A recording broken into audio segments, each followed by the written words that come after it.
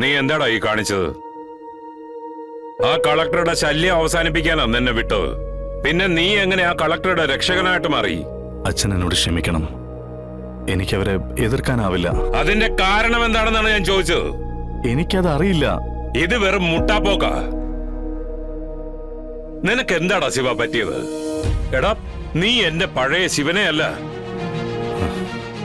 സർജറിക്ക് ശേഷം എനിക്ക് എന്നോട് തന്നെ ഒരു അകൽച്ച തോന്നുന്നുള്ളത് സത്യം തന്നെയാണ്. മറ്റെന്ത് വേണമെങ്കിലും ഞാൻ അച്ഛന് വേണ്ടി ചെയ്തു തരാം. പക്ഷേ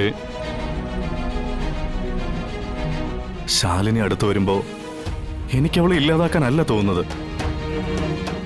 സംരക്ഷിക്കാനാ. ശിവ, അച്ഛാ, സത്യത്തിൽ അതെന്താണെന്ന് എനിക്ക് മനസ്സിലാവുന്നില്ല. എന്നെ ഇപ്പൊ നിയന്ത്രിക്കുന്നതും എന്നെ കൊണ്ട് പലതും പറയിപ്പിക്കുകയും പ്രവർത്തിപ്പിക്കുകയും ചെയ്യുന്നത് മറ്റാരവാണ്. എടാ, അതാ ഞാൻ പറഞ്ഞത്. നിനക്ക് എന്തോ കാര്യമായിട്ട് സംഭവിച്ചിട്ടുണ്ട്. അതിന്റെ തെളിവാണ് എന്ത് ചെയ്യണമെന്ന് അറിയാതെ നിൽക്കുന്ന ദേ എവള്.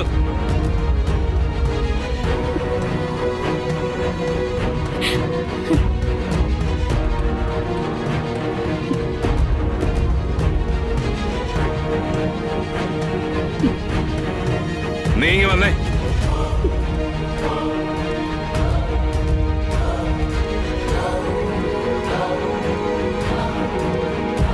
ഇനി എവളെ നീ അറിയില്ല എന്ന് പറയൂ.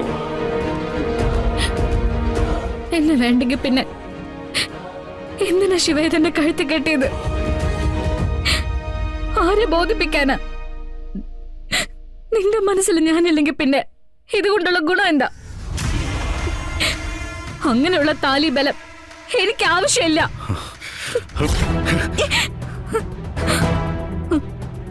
ആവശ്യമില്ലെങ്കിൽ പിന്നെ എന്തിനാ മാല?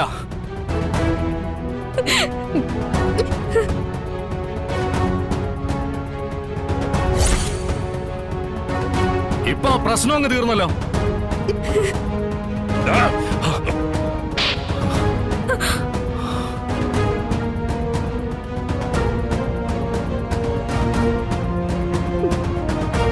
താലി എന്ന് വെച്ചാ എന്താണെന്ന് നിനക്കറിയാമോടാ? ശിവശക്തി സംഗമം. അതാ നീ ഒരു വിലയും കൽപ്പിക്കാതെ പൊട്ടിച്ചെറിഞ്ഞത്. ഞാൻ കെട്ടിയ താലി അവക്ക് ആവശ്യമില്ലെന്ന് അവളല്ലേ അച്ഛാ പറഞ്ഞത്? അത് എന്തുകൊണ്ട് അവൾ അങ്ങനെ പറഞ്ഞു എന്ന് നീ ചിന്തിച്ചിട്ടുണ്ടോ? നീ അവളിൽ നിന്നും അകന്നു പോകുന്നതായിട്ട് അവൾക്ക് തോന്നുന്നു. അവളിൽ നിന്ന് മാത്രമല്ല, ഞങ്ങളിൽ നിന്നൊക്കെ നീ അകന്നുകൊണ്ടിരിക്കുക. എടാ, നിന്റെ ചിന്തകളും പ്രവൃത്തികളും ഒക്കെ മറ്റാർക്കോ വേണ്ടിട്ട് ചെയ്യുന്ന പോലെയാ. നീ പൊട്ടിച്ചു കളഞ്ഞ താലിയിൽ തീരുന്നതാണോടാ നമ്മൾ തമ്മിലുള്ള ബന്ധം?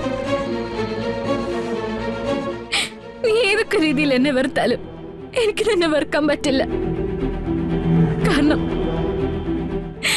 അത്രത്തോളം ഞാൻ നിന്നെ ഇഷ്ടപ്പെടുന്നുണ്ട്.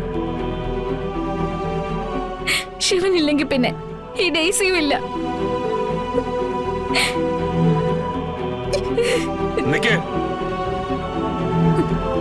എന്റെ മകന്റെ കാര്യത്തിൽ ഞാൻ തീരുമാനമെടുക്കാൻ പോകുന്നു.